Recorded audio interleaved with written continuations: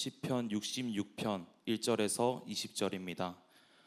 온 땅이여 하나님께 즐거운 소리를 낼지어다. 그의 이름의 영광을 찬양하고 영화롭게 찬송할지어다.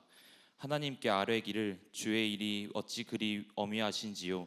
주의 큰 권능으로 말미암아 주의 원수가 주께 복종할 것이며 온 땅이 주께 경배하고 주를 노래하며 주의 이름을 노래하리이다 할지어다. 와서 하나님께서 행하신 것을 보라. 사람의 아들들에게 행하심이 어미하시도다. 하나님이 바다를 변하여 육지가 되게 하셨으므로 무리가 걸어서 강을 건너고 우리가 거기서 주로 말미암아 기뻐하였도다. 그가 그의 능력으로 영원히 다스리시며 그의 눈으로 나라들을 살피시나니 거역하는 자들은 교만하지 말지어다. 만민들아 우리 하나님을 송축하며 그의 찬양 소리를 들리게 할지어다. 그의 우리 영혼을 살려두시고 우리의 실족함을 허락하지 아니하시는 주시로다. 하나님이여 주께서 우리를 시험하시되 우리를 단련하시기를 은을 단련함 같이 하셨으며 우리를 끌어 그물에 걸리게 하시며 어려운 짐을 우리 허리에 메어 두셨으며 사람들이 우리 머리를 타고 가게 하셨나이다.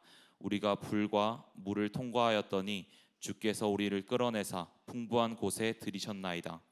내가 번제물을 가지고 주의 집에 들어가서 나의 서원을 주께 갚으리니 이는 내 입술이 낸 것이요 내 환난 때에 내 입이 말한 것이니이다. 내가 수장의 향기와 함께 살찐 것으로 주께 번제를 드리며 수소와 염소를 드리리이다. 하나님을 두려워하는 너희들아 다 와서 들으라. 하나님이 나의 영혼을 위하여 행하신 일을 내가 선포하리로다. 내가 나의 입으로 그에게 부르짖으며 나의 혀로 높이 찬송하였도다. 내가 나의 마음에 죄악을 품었더라면 주께서 듣지 아니하시리라. 그러나 하나님이 실로 들으셨으며 내 기도 소리에 귀를 기울이셨도다. 하나님을 찬송하리로다. 그가 내 기도를 물리치지 아니하시고 그의 인자하심을 내게서 거두지도 아니하셨도다. 아멘. 아멘. 네, 샬롬. 오늘 예배 자리에 이렇게 오신 여러분을 환영하고 축복합니다. 제가 한 순장에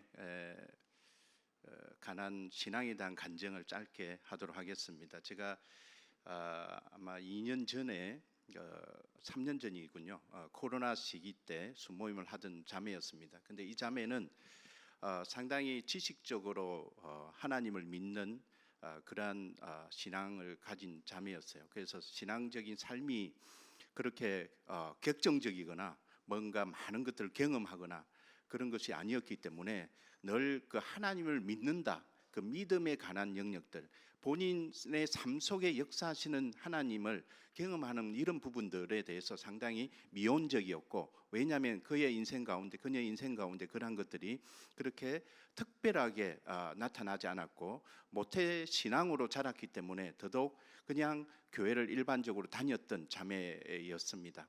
그런데 이 자매가 어느 날 아버님이 쓰러지게 됩니다. 본인의 정신적 지주였고 또 경제적으로 또 많은 도움을 줬던 그 아버님이 시골에서 쓰러졌다는 소식을 듣고 이 자매의 마음이 너무나 이제 어려워졌죠. 그래서 그것을 저에게 나누면서 기도를 하는 가운데 그때 우리 캠퍼스에 아침 모임이 있었고 또 기도하는 시간들도 있었는데 거의 나오지가 않았어요. 순장님이었는데.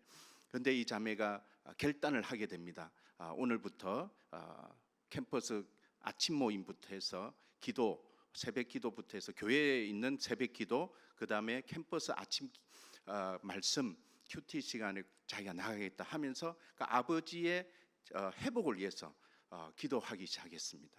그런 결단으로 임했던 이 자매가 불과 한 3개월이 지나서 아버님이 그냥 회복이 됐어요. 그래서 거의 너무나 감격이 되고 감동이 되어서 별로 해외 단기 선교 이런 데 별로 관심이 없다가 그 해에 있는 단기 선교에 지원을 하게 됩니다. 그래서 그 단기 선교에 가서도 너무 많은 경험들을 하고 오는 거예요.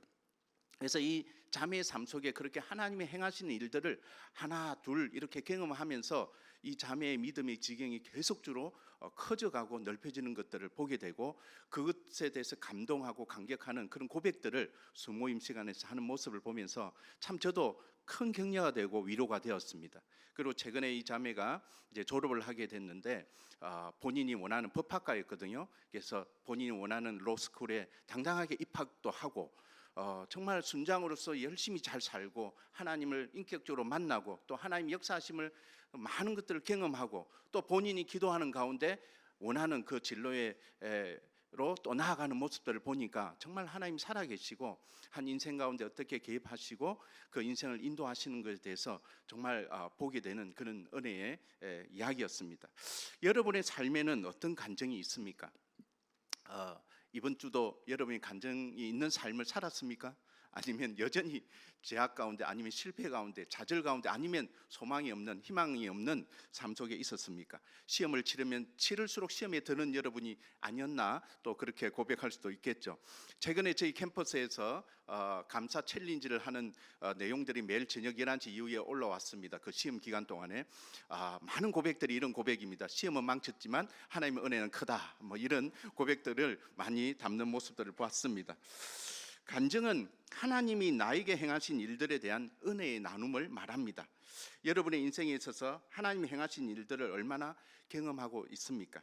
시편 66편 16절 오늘 이 말씀의 본문에 보면 하반절인데요. 바로 하나님을 두려워하는 너희들아 다 와서 들으라. 하나님이 나의 영혼을 위하여 행하신 일을 내가 선포하리로다. 여기서 시인은 언약 백성, 너희를 지칭하는 이 대상은 결국 그 당시에 언약 백성, 이스라엘 백성들 이야기를 하죠. 이 언약 백성들을 초대하여서 자신의 영혼을 위하여 하나님께서 행하신 일을 하나님을 경외하는 모든 성도들에게 선포할 것이다. 이 선포라는 이 단어가 결과적으로 어떤 말이냐면 간증입니다.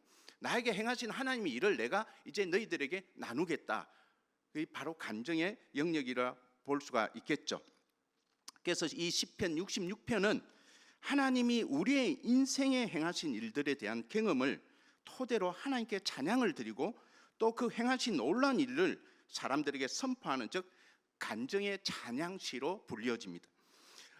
우리가 다시 한번 66편 1절부터 제가 짧게 그 전체 내용을 한번 파악을 해보면 1절부터 4절은 그 하나님의 이름을 찬양을 합니다. 그 하나님의 어떠한 분이신지에 대해서 높이 찬양하고 들어갑니다. 그러면서 5절부터 7절에서는 그 하나님을 찬양할 수밖에 없는 그 이유 바로 무엇입니까? 하나님이 나에게 행하신 일들에 대해서 이제 이야기하기 시작합니다. 근데 그 행하신 일이 크게는 이스라엘 백성들에게는 뭘로 이렇게 나타냅니까? 바로 홍해를 건넌 사건, 또 요단강을 건넌 사건, 이런 하나님이 이스라엘 백성, 이스라엘 공동체에 베풀어 주신 하나님의 크신 위대한 업적들을 이렇게 노래하고 있는 것입니다. 그러면서 이제 8절부터 이어지는 말씀에는 이제 내 개인 가운데는 하나님이 우리의 이렇게 큰 공동체 가운데 이렇게 크신 하나님이 우리를 인도하시고 베풀어 주셨는데 나의 개인 가운데는 어떻게 역사하셨는가를 말씀하는데 약간 사뭇 다른 분위기가 있습니다. 아까 우리가 봤을 때 8절부터 쭉 보니까 특히 9절에 그는 우리 영혼을 살려두시고 우리의 실족함을 허락하지 아니하시는 주시라. 그렇다면 허락하지는 않는데 실족하게끔 그 지경까지 이르게 하신다는 거죠. 여러분의 인생 가운데도 살다가 실족하는 경우들이 많잖아요. 바로 그러한 경우까지 우리는 경험하게 됩니다. 그 다음에 하나님이 주께서 우리를 시험하시되 우리를 단련하시기를 은을 단련한 같이 하셨다. 좋은 걸 단련하면 몰라도 은을 단련한다는 것은 은은 불순물 가운데서 만들어지는 결정체를 가지고 만드는 그런 금속입니다. 그러니까 이 은이 만들어지기 전까지는 어떤 불순물 가운데서 걸려지는 과정이 필요합니다. 결국 우리가 때묻고 제약 가운데 어려운 가운데 환경 속에서 정말 그 과정을 통과하는 과정 속에서 우리는 하나님이 우리의 인생 가운데 개입하셔서 하나님 원하시는 인생 가운데 나아가게 하신다는 것들을 보게 되는 거죠. 그리고 11절에 보니까 우리를 끌어 그물에 걸리게 하시고 참 이런 하나님 정말 원망스럽죠. 우리를 왜 그물에 걸리게 할까요? 그물에 안 걸리게 하셔야 되잖아요. 근데 우리를 그물에 걸리게 하신다. 오늘 이 본문의 말씀 들어보면 약간 하나님을 의심하게 됩니다. 내가 이런 하나님을 믿어야 돼? 이렇게 생각할 수도 있는데, 그물에 보세요. 여기 보니까 그물에 걸리게 하시고 어려운 짐을 우리 허리에 메어 두셨다. 아니, 가벼운 짐을 메어 주셔야지 어떻게 어려운 짐을, 무거운 짐을 우리의 허리에 메어 두신다. 이건 도대체 이해하기 힘든 말씀이죠. 그 다음에 12절에 보니까 사람들이 우리 머리를 타고 가게 하셨다. 아, 정말 굴욕적입니다.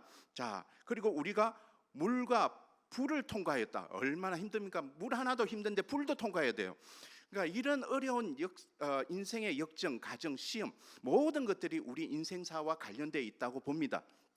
여러분의 인생이 지금은 짧지만 저희 나이처럼 또 목사님 나이처럼 나아가면 그 가정에 긴 굴곡에 많은 일들이 기다리고 있고 여러분을 앞에 놓여져 있는 환경들일 것입니다. 그런데 그런 환경들을 우리는 매 순간순간 믿음으로 살아가고 또 통과하고 그 가운데서 하나님을 또 바라보고 기도하고 하나님의 역사하심을 또 우리가 기도할 수밖에 없는 우리의 위치에 있는 것입니다. 그런 가정 속에 내가 번제물을 가지고 주의 집에 들어가서 나의 서원을 주께 갚으리니, 우리가 쉽게 이런 고백들을 하잖아요. 엄청난 어려움이 우리에게 다가오면 하나님 이것만 통과하게 해주시면 제가 뭐뭐를 하겠습니다 라고 고백하는 그런 소원들을 가끔 많이 해요. 그렇죠?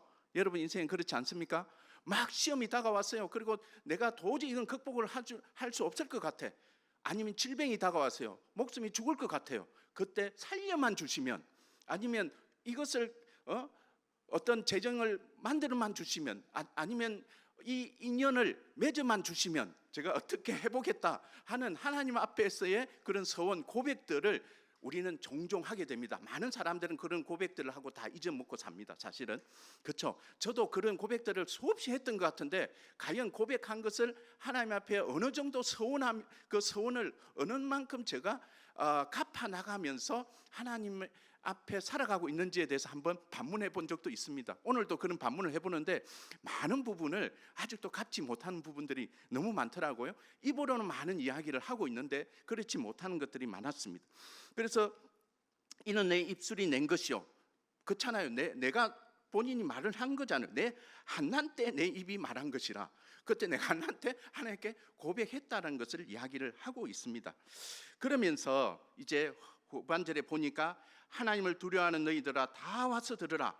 하나님이 나의 영혼을 위하여 행하신 일을 내가 선포하리라. 이런 인생의 굴곡을, 이런 가정들을 경험하면서 지나온 이 인생이, 이 시인이 이제 그 가운데서 하나님이 나를 어떻게 살리시고 정말 이제 하나님의 역사하심을 경험한 이 시인이 그 하나님을 이제 찬양을 한다는 것입니다. 그 찬양의 내용을 하나님께만 찬양을 드리는 것이 아니라 본인과 함께하는 이 공동체, 그 무리들에게 그 하나님의 일하심을 선포한다, 간증을 하고 있는 이 내용입니다. 그런데 이 시인이 그 가정 속에서 깨달았던 것은 뭐냐면, 다른 어떤 것도 중요한데 18절에 보니까 내가 나의 마음에 제약을 품었더라면 주께서 듣지 아니하시리라. 결국 끊임없는 자기 고백과 회개 속에서 하나님을 만나고 하나님께 나아감으로 인해서 하나님이 역사하신 것을 경험을 했다는 것입니다. 이것이 전반적인 이 66장에 포함되어 있는 이 시인의 간증의 내용입니다. 이 시인 자신이 자신을 위하여 행하신 이 하나님의 일하심을 경험한 후에 같은 공동체의 성도들에게 간증을 하는 행위를 통해서 같은 형편에 있는 그들을 위로하고 격려하는 의미를 갖습니다. 그리고 그것은 예배 공동체 전체가 함께 하나님의 역사함을 듣고 찬양할 것을 권고하는 것이 됩니다. 이것이 우리가 간증을 하는 이유입니다. 그래서 우리가 간증을 들을 때는 정말 은혜가 있잖아요. 설교보다 더 은혜가 있잖아요. 그렇죠? 간증 좀 많이 하고 설교 한 10분 하고 그러면 얼마나 은혜로운 예배가 되겠습니까? 그렇잖아요. 자, 그래서 여기서 우리는 간증의 요소에 대해서 짧게 좀 정리를 해보면, 간증에는 세 가지 요소를 이 본문에서 우리는 볼 수가 있는데, 간증의 주체가 있습니다. 이 주체가 누굽니까? 하나님의 일하심을 경험한 자. 누굽니까? 우리 자신을 말합니다. 하나님의 일하심을 경험한 나. 그 다음에 간증의 내용이 있습니다. 그 내용은 어떤 것입니까? 자신을 위해 일하신 하나님의 사역입니다. 그래서 내 영혼을 위하여 행하신 것, 이 본문에서는 그렇게 이야기하고 있는데, 우리는 가급적이면 정말 여러분이 하나님의 사람들이라면 그 하나님이 여러분 자신을 위해서 행하신 일들을 많이 경험하시길 바랍니다. 그리고 간증의 대상이 있습니다. 간증의 대상은 누구냐? 또 다른 하나님의 백성들입니다. 하나님을 두려워하는 모든 자들, 그 이들을 결국 하나님의 또 다른 백성들을 말하고 있습니다. 우리는 이러한 구절을 통해서 신앙 간증의 모범을 우리는 배울 수가 있는 것입니다. 앞으로 여러분이 간증의 시간들을 가지게 될 때 이것을 잊지 말고 이러한 모습으로 성도들을 위로하고 함께 하나님을 찬양하는 예배 공동체의 일원으로서 더 나아가기를 바랍니다. 그러면 여기서 시편 기자는 그 간증의 주 내용, 금방 우리가 읽었던 내용에 보면 하나님이 자신에게 행하신 일을 5절에서 7절에서 이렇게 설명하고 있습니다. 특히 66장 5절을 보니까 와서 하나님께서 행하신 것을 보라. 오늘 가장 이 본문의 중점적인 내용입니다. 이 보다라는 이 단어는 히브리어로 라라고 하는데 바로 몇 가지 뜻이 있습니다. 나타나다, 증명하다, 경험하다. 뭐 이렇게 이 보다라는 의미 자체를 해석할 때 나타나다, 증명되다, 경험하다 이렇게 하는데, 여기서 말하고 있는 이 보다의 의미는 경험하다라는 말로 연결될 수가 있습니다. 그럼 무엇을 보고 경험했다는 것입니까? 바로 하나님께서 행하신 것을 가리키고 있는 것입니다. 하나님께서 행하신 것은 그 이어지는 6절에서 더 자세하게 설명되고 있습니다. 바다를 육지가 되게 해서 건너가게 한 사건, 즉 출애굽한 이스라엘 백성들이 홍해를 건너간 사건을 말하고 있습니다. 그것을 통해서 이스라엘은 살아계신 하나님을 경험하고 그분의 위엄과 다스림을 기대하며 기뻐한다는 것입니다. 그 하나님 앞에 우리는 겸손할 수밖에 없는 존재임을 또한 고백하고 있는 것입니다. 신약 성경에도 예수님을 만난 제자들이 사람들에게 와서 보라는 단어가 반복적으로 사용되는데 주로 요한복음에서 그런 내용들이 많이 나오고 있습니다. 요한복음 1장 39절에 보니까 그 예수님이 요한의 두 제자를 초대하는 장면을 와서 보라 이렇게 언급을 합니다. 1장 46절에도 빌립이 나다나엘을 초대하는 장면에서 와서 보라 이렇게 이야기를 합니다. 왜 그렇게 이야기하고 있습니까? 이 공통점이 뭡니까? 또 하나가 뭐가 있냐면 요한복음 4장 29절에 보니까 사마리아 여인이 마을로 들어가서 자신에게 행하신 그 예수님이 자신에게 행하신 그 일을 사람들에게 전하면서 하는 이야기가 와서 이 예수를 보라는 이 말씀이 나오고 있습니다. 그래서 이 여기서 나오는 이 보라, 여기서 이 단어도 동일하게 무언가에 대한 경험으로서의 말을 하고 있다는 것입니다. 그래서 좀 더 확장된 내용으로 뭐냐면 개인적으로 어떤 것을 경험함으로 누군가와 함께 시간을 보냄으로써 얻는 그런 내용들을 일컫고 있습니다. 이 보다라는 말은. 그래서 우리는 경험할 때 하나님의 역사하심을 이해할 수 있고 안다는 거죠. 그 경험이라는 것은 너무나 중요하다. 본다는 것은 단지 보는 정적인 내용이 아니라 바로 동적으로 역사하신 하나님의 일하심을 경험하는 것을 얻는다는 것을 우리는 이 본문에서 알 수가 있겠죠. 그래서 더 나아가서 근데 이것을 보는 이 경험은 어디서 할 수 있냐? 결과적으로 7절에 보니까 거기서라는 단어가 나오는데 이 히브리어로는 샴이라는 이 말입니다. 이 말은 시간에 적용되는 단어입니다. 뭘 말하냐면 그때 그곳, 시간만 말하는 것이 아니라 거기서라는 것은 그때 그곳, 그러니까 시간과 공간을 동시에 언급을 하고 있습니다. 하나님의 역사를 경험하는 그곳, 그 장소, 그때를 이스라엘 백성들은 기억하고 하나님의 위엄을 노래하고 있는 것입니다. 시간과 장소적 개념을 같이 담고 있는 의미입니다. 그래서 와서 보라는 이 말씀의 의미를 확장하여 적용해 볼 때 우리는 크게는 세 가지 측면에서 살펴볼 수가 있습니다. 첫 번째는 뭐냐? 특정한 때를 말하고 있습니다. 성경에서는 때라는 이 단어가 2516번이 사용되고 있습니다. 그만큼 빈번하게 많이 사용되고 있는 그만큼 하나님의 그 역사적 개입하심을 드러내고 있는 사실을 말하고 있는 것이죠. 그래서 그만큼 때라는 이 단어가 어떤 상황이나 형편을 특정하고 다음의 행동으로 이어지는 의미를 담고 있습니다. 그래서 창세기 3장 8절에도 보니까 그들이 그날 바람이 불 때 그 하나님이 운행을 하시는 그 의미를 이런 식으로 묘사하고 있습니다. 그래서 거기 거니시는 그 여호와 하나님의 소리를 듣고 누가요? 아담과 하와가 그 하나님의 소리를 듣는 그 때를 이야기를 하고 있습니다. 그 다음에 창세기 4장 8절에는 그들이 들에 있을 때 가인이 그의 아우 아벨을 쳐 죽이니라. 그러니까 장소가 나오고 시간이 나오는 거죠. 그 여기서 보니까. 그 다음에 아브라함이 창세기 12장 4절에 보니까 하란을 떠날 때에 그 하란이란 장소가 나오고 그 다음에 때에 그 나이가 나옵니다. 75세였더라. 그 다음에 창세기 16장 16절에도 하갈이 아브라함에게 이스마엘을 낳았을 때 아브라함이 86세였더라. 뭐 이러면서 성경에서는 이 때에 대한 의미를 바로 장소적인 그리고 시간적인 것들로 이렇게 언급하면서 하나님의 일하심을 보여주고 있는 것입니다.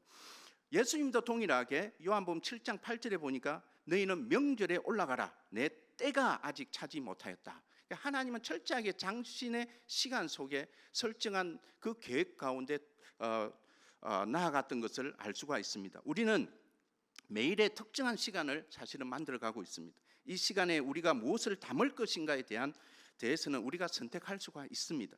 그 많은 선택적 삶에 있어서 우리가 지향하고 기준으로 삼고 살아야 하는 것이 하나님 중심의 인생일 것입니다. 우리 인생의 주권자가 주님이시기 때문에 그분이 의도하신 삶의 방향 속에 나의 시간을 통한 신앙적 경험을 쌓아가는 노력이 필요하겠습니다. 최근에 제가 이런 생각을 좀 해봤습니다. 내가 좀 죽는 때를 미리 안다면 얼마나 좋을까. 여러분 그렇지 않습니까? 알고 싶지 않아요? 이전에 제가 그런 종말에 대한 그 강의를 좀 할 때 학생들한테 물어봤습니다. 종말의 때를 알고 싶으냐? 안 알고 싶대요. 그냥 알지 못할 때 재밌게 살다가 주님 오시면 가겠다. 그런 고백들을 많이 하더라고요.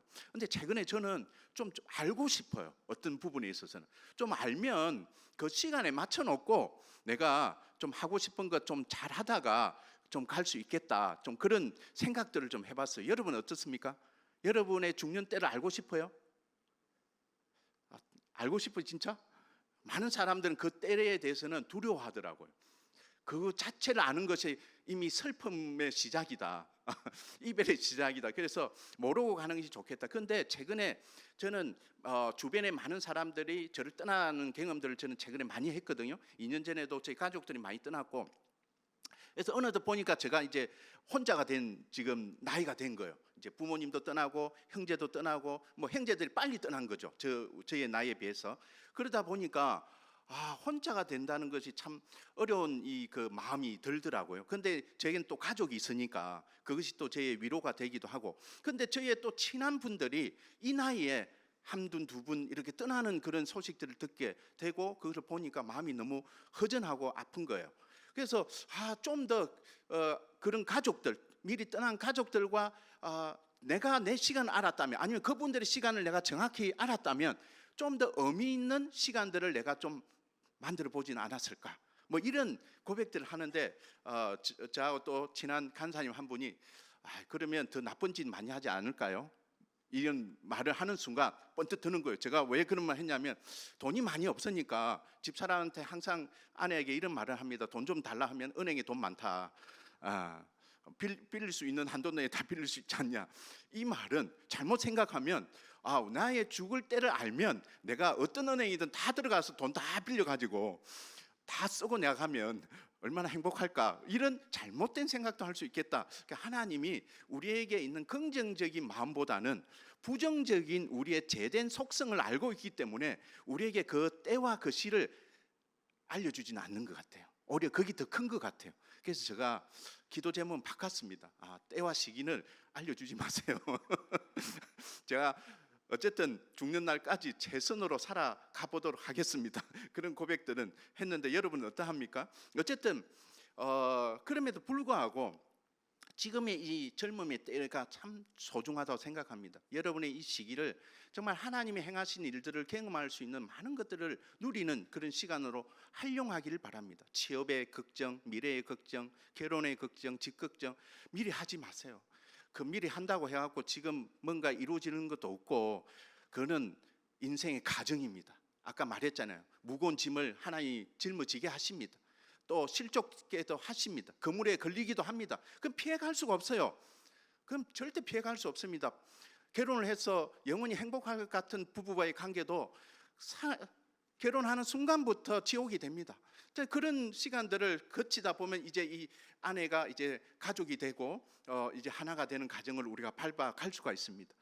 그러니까 여러 가지 우리가 기대했던 것과는 다르게 인생은 시작되고 만들어지고 있습니다. 그러니까 여러분의 이 시간을 정말 하나님을 위해서 하나님의 일하심을 더 많이 경험하는 그런 시간으로 여러분이 설정을 하고 만들어가는 인생이 되기를 바랍니다. 그것이 어떤 모양이든 괜찮습니다. 그러한 모양 가운데 나아가는 그 시간은 절대 아깝지 않는 시간입니다. 그런 일에 여러분이 투자하며 살아가기를 바랍니다. 두 번째는 특정한 장소입니다.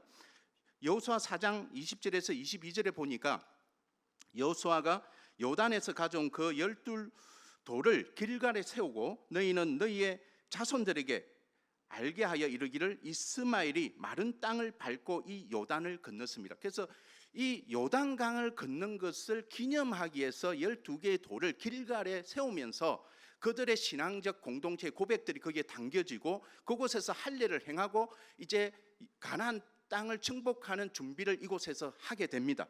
그래서 이 장소는 바로 그 하나님의 일하심을 드러내고 있는 곳입니다. 바로 길갈은 하나님의 일하심의 역사를 기념하고 하나님의 일하심을 준비하는 장소로 이스라엘 공동체의 중심적 장소라고 말할 수가 있습니다.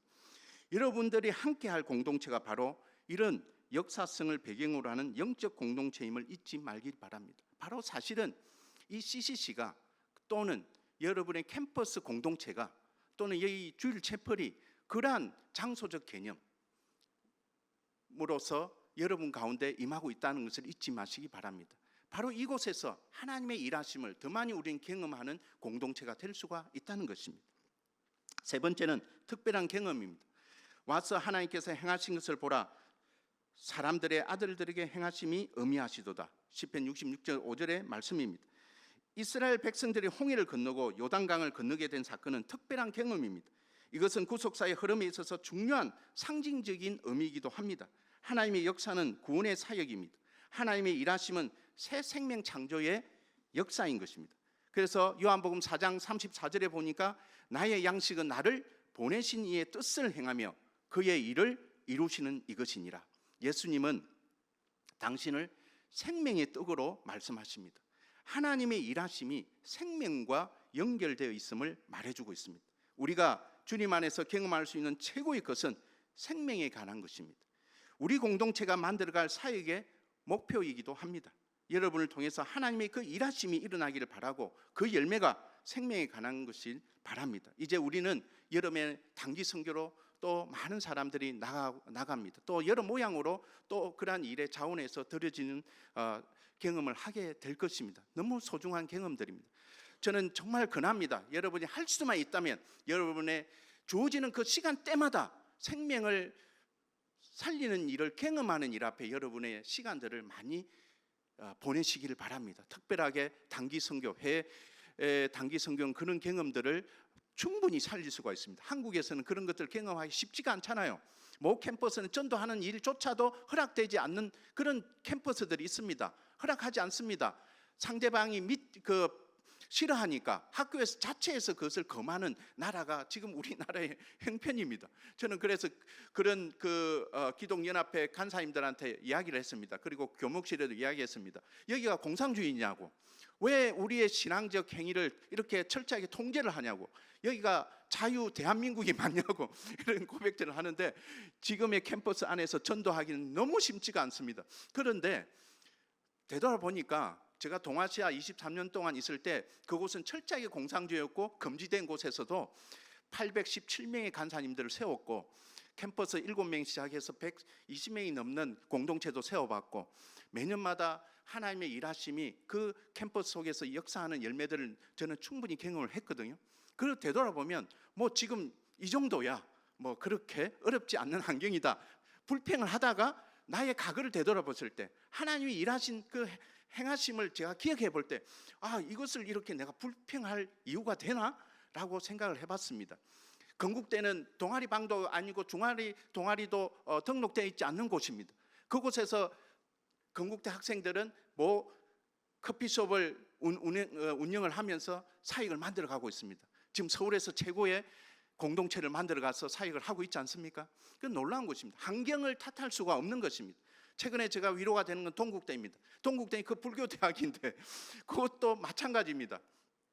동아리를 허락하지 않습니다. 더 불교 대학은 더 기독교에 배척되어 있잖아요.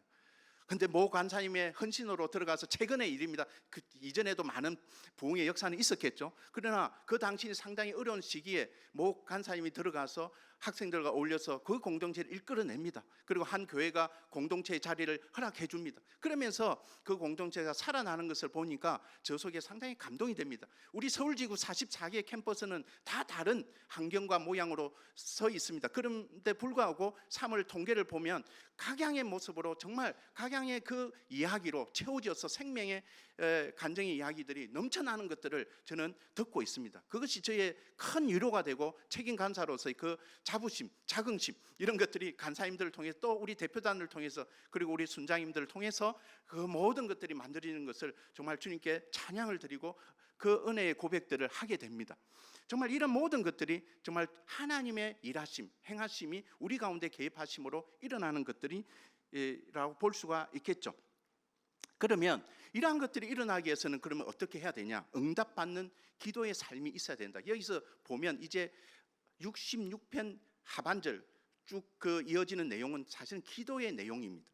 응답받는 기도의 삶의 원리가 여기에 있습니다. 세 가지입니다. 오늘 저는 여러분에게 절대적인 주관적인 것이 아닙니다. 절대적인 기도 응답의 원리를 알려드리겠습니다. 야, 여러분 이제 대박 터질 겁니다. 여러분 뭔가 지금 구하고 있는 거 있죠? 에? 남자친구를 원하십니까? 여자친구를 원하십니까? 집을 원하십니까?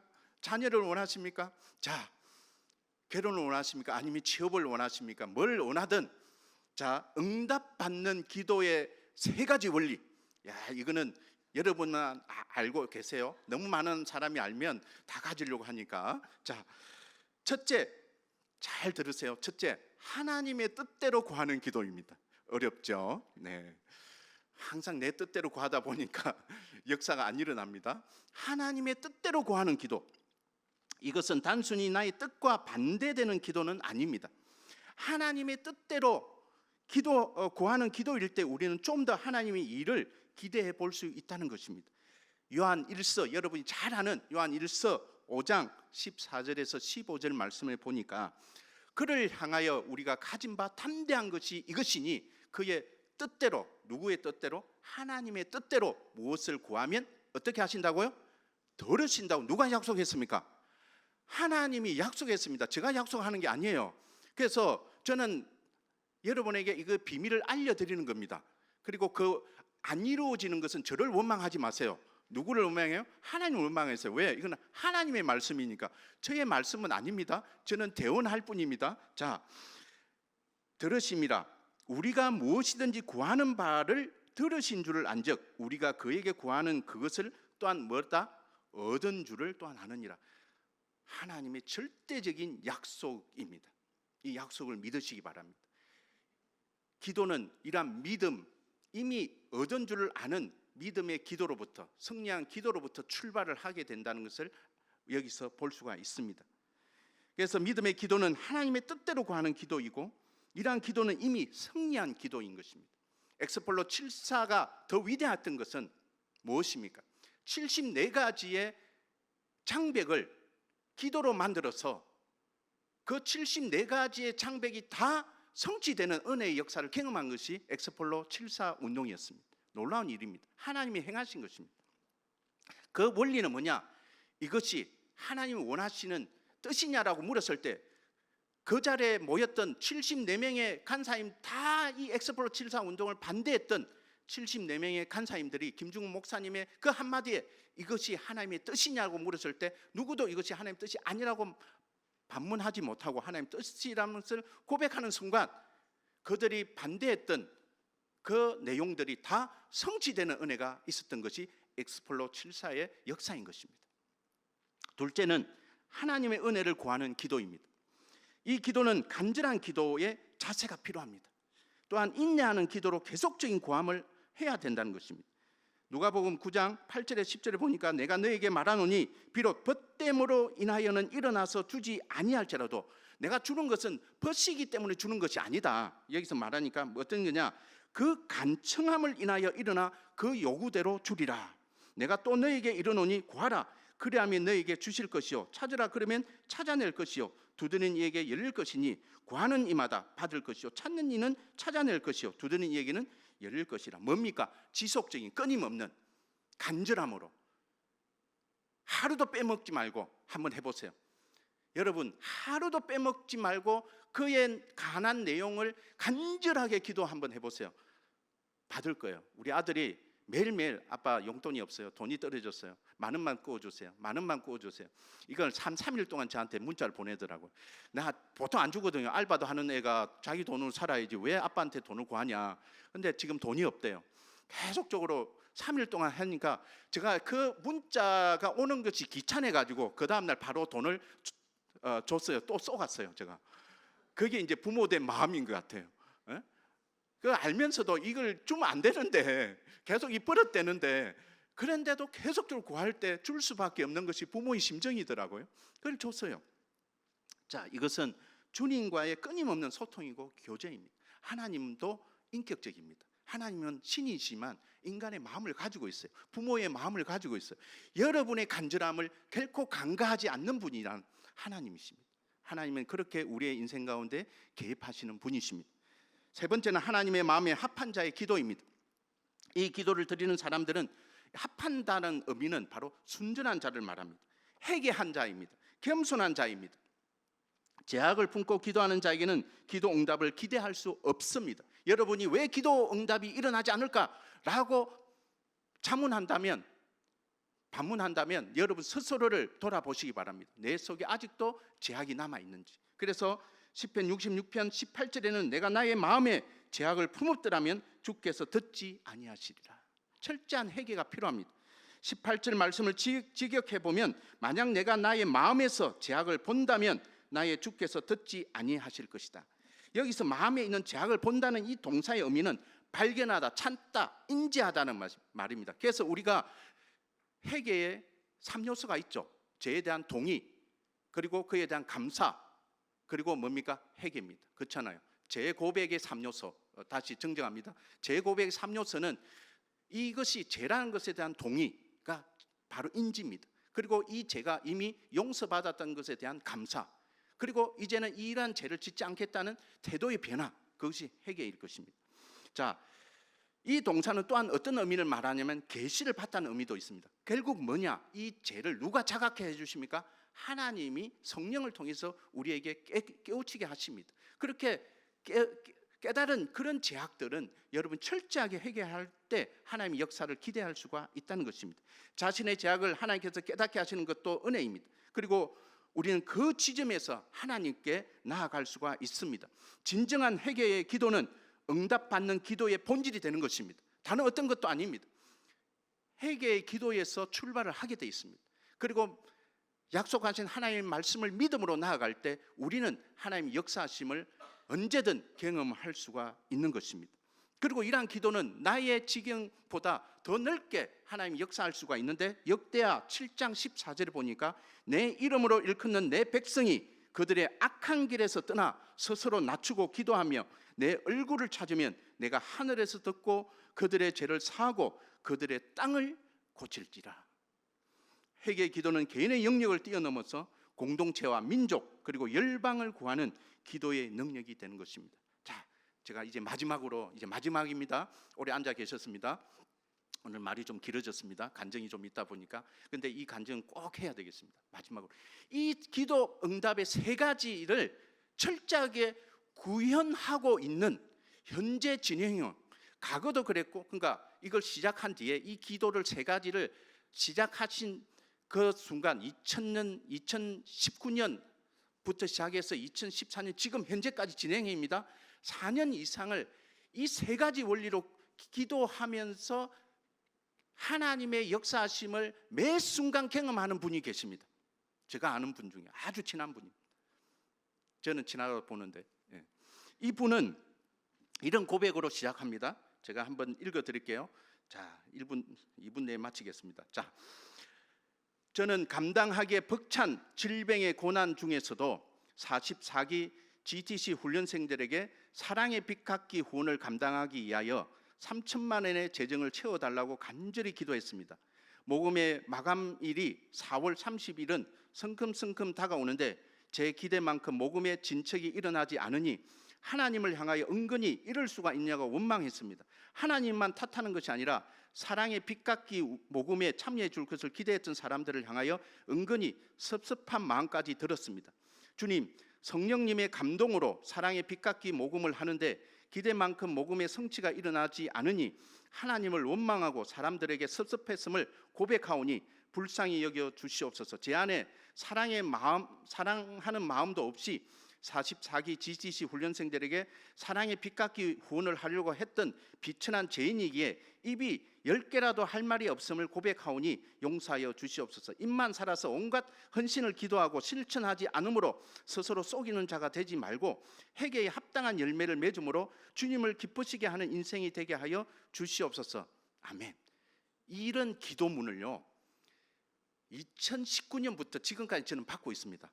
매일 아침 6시 반이나 6시 50분에 한 분의 간사님이 이런 기도로 지금 간사님들의 후원을 채우는 사역을 돕고 있습니다. 이분이 36년, 37년의 간사 생활을 하면서 이제 다른 보직들은 다 위임을 하고 이제 할 수 있는 일이라는 것은 그 사랑의 빛깎이, 본인이 그 30년 이상 후원을 받고 살아왔던 이 간사의 삶에 이제 후배들을 축복하고 후배들이 좀 더 건강하게 모금을 통해서 하나님의 일을 더 잘할 수 있도록 돕기 위해서 이분이 시작한 이 운동입니다. 이 SMPD라는 이 새로운 그 사역 동력자 개발 운동의 창시자이시기도 하고 그것을 매년 만들어가고 계신데 이 문자는 어제 아침 문자였습니다. 제가 이걸 읽고 너무 그 마음이 안타까웠어요. 매일 이걸 받고 있는데 저도 여기에 섭섭함의 한 대상이 된 것 같아서 오늘 아침 회개하고 소정의 금액을 보내드렸습니다. 빨리 제가 갚아야 되겠다. 간사님이 저를 볼 때마다 섭섭하면 어떨까? 이건 농담이지만 정말 그 간절함이 채워가고 있습니다.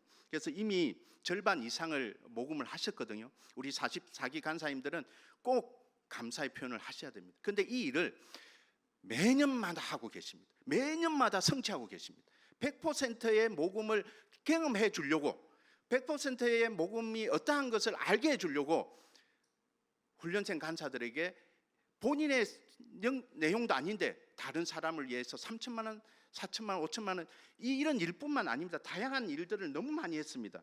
제가 한 가지 더 읽어드리겠습니다. 시간인데 좀 가지만 자 하나는 빼고 하나만 읽어드리겠습니다. 2019년 12월에 SMPD 훈련이 시작될 때는 지극히 작아서 눈에 보이지 않았습니다. 3년째를 맞이한 지금은 놀랍게 성장하여서 321명의 간사들이 SMPD 훈련을 받았고 일시불 후원으로 6억 2,925만 원과 정기 후원으로 2억 4,196만 원의 모금이 이루어졌습니다.